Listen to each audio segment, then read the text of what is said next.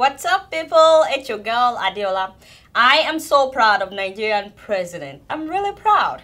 And this is a warning for all of you guys that have been calling him a wimp, or you've been saying that he's slow, and those of you that have been saying all sorts of things about him on Facebook.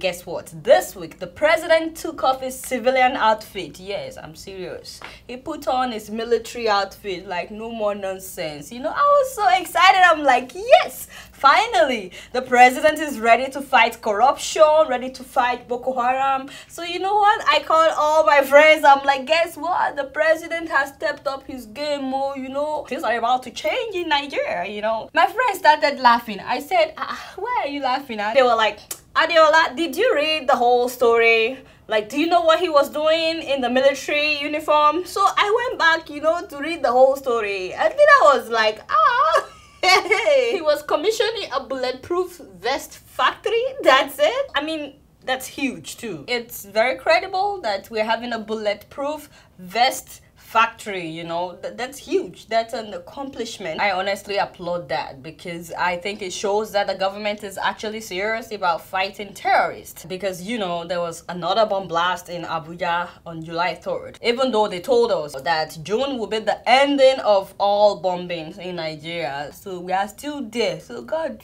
will help us. Considering the fact that the terrorists have been using bulletproof vests for a long time, I mean, it's about time that we commission a bulletproof factory for the policemen. So, you know, I took a good look at the picture of the president in military outfit and the military vehicle that he took to the venue. I said, hey, this one passed me. And then I remembered that, hasn't he told us one time that I am neither a pharaoh nor a general? So I was like, what is he doing in a military outfit? Just so you know, I'm the only one that is allowed to laugh about this. Yeah, be careful now. Don't make fun of my president. Because, you know, the government is watching you. By the way, Mr. President commissioned something else last week. You know, what is it? Yes, the e-library. Yes, e-library. Yes, as in a place where people can download documents online. So the governor of Akwa Ibom State built a multi-million naira e-library. I was so excited. I'm like, oh my goodness, Nigeria is really doing big things. Now we have e-library, you know. I was like, yeah, up Nigeria, you know, I'm a Nigeria. The only problem is, you know, the e-library ain't got no website. I mean, there is no place that you can actually go to online to download the ebooks. You know, they told us that this e-library has 16.5 million e-documents. I mean, this thing was huge. It was hyped, you know. Only in Nigeria can you have an e-library with no website? Probably with no internet facility too. Yeah, they may have internet. Yeah, they may have internet.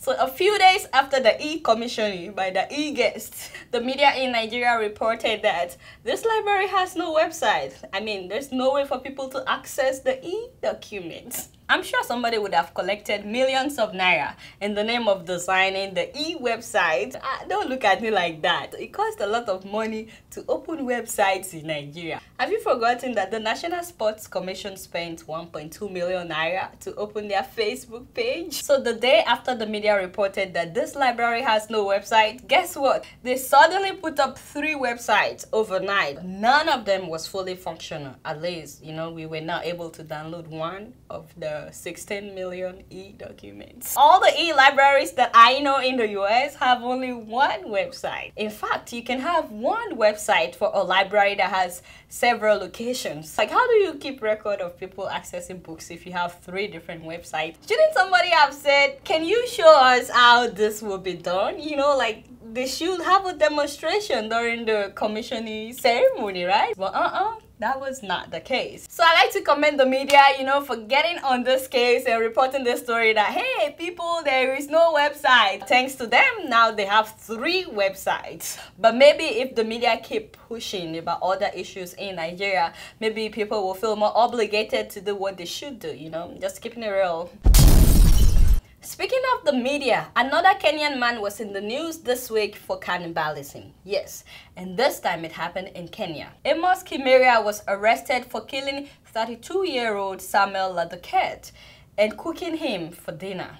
his demeanor does not betray an alleged confession made away from the dock hours earlier. However, 42-year-old Amos Geshohi walks into the law court nursing head injuries as a result. The injuries were reportedly inflicted on him by an infuriated public for allegedly dismembering and eating his victim's body parts. In Tetu, Subukia, a family seeks closure as they mourn 32-year-old Samuel Epolisi. The deceased reportedly disappeared from home Thursday evening. Only a half-eaten body was found. That is just nasty, you know, that's nasty. You're nasty people. And this is the second time that such is happening. Remember in June, a Kenyan student here in the US killed his roommate and he ate his brain and heart. And before y'all start to say, here comes African cannibals, y'all be careful because we ain't cannibals. This can happen anywhere because in the US this year, a man in Florida ate the face of a homeless man. Y'all just remember that. All I'm saying is people should watch their back, you know, be careful who you choose to room with and watch your back when you're walking because it's a cruel world out there. I'm just keeping it real. Speaking of cruel world, some men in South Africa are complaining that their wives are beating them. Yes, for real. No, this is not a joke. Their wives are really beating them. So much so that this men got on the street, like a dozen of them got on the street in Johannesburg to protest, seeking protection from their abusive wives who beat them regularly. So my people, wife abuse is also real. It's okay to marry a big woman, you know, that's not a guarantee that she will beat you up. It's wonderful if you marry a thick madam, okay? But just don't offend her so that you don't end up like this man. Shut the fuck up. Let me go. You ain't getting down, bro. Tip, let me go on a You ain't getting out, bro. I can't do that. Stop. Stop. Let me get in there. Hopefully the government will look into this and help this man, you know. And this is a warning for some of you guys that like to, you know, that are too forward. You see a girl on the street, you just have to talk. You better be sure she's a girl before you say something stupid. It's true. Gone are those days that you see a girl on the street and she's actually a girl. Because these days, she could be a girl, but she may not be a girl, even though she looks like a girl. You feel me? If you ain't careful, you may be whooped before you know what's going on. If there was ever a reason not to be rude to a lady, it's because that lady could be a dude with a vicious attitude.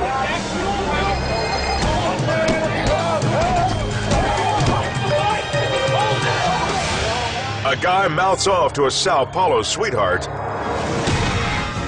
and discovers he's crossed the wrong cross-dresser. At the station, cops see even more of the she-male's charm. Not to mention prior shenanigans, or is that he-nanigans? So last Wednesday was Independence Day here in the US. I'd like to give a shout out to my American friends. Happy Independence Day, y'all. I hope you guys had fun and I hope you were all careful with the fireworks. Yes, these guys were not careful with the fireworks last year. Take a look at what happened to them.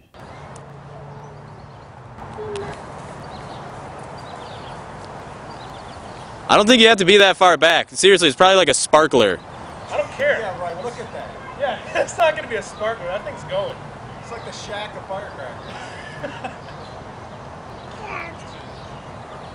Shouldn't it have gone off?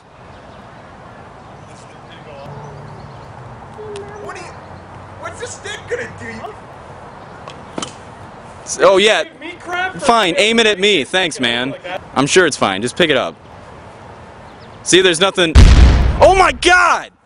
Oh, the video is not real, okay? Stop panicking. It was just their way of telling people to be careful with fireworks. So let's be careful when we have fun. I'm just keeping it real.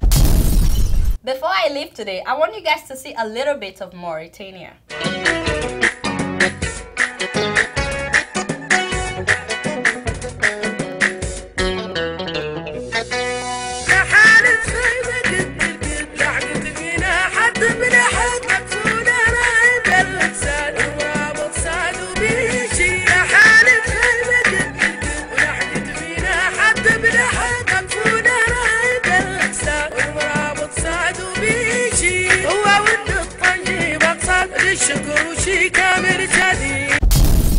Alright, y'all, it's been real, and I'm keeping it real right up in here. Until next week, I'm gonna see y'all later. Peace out.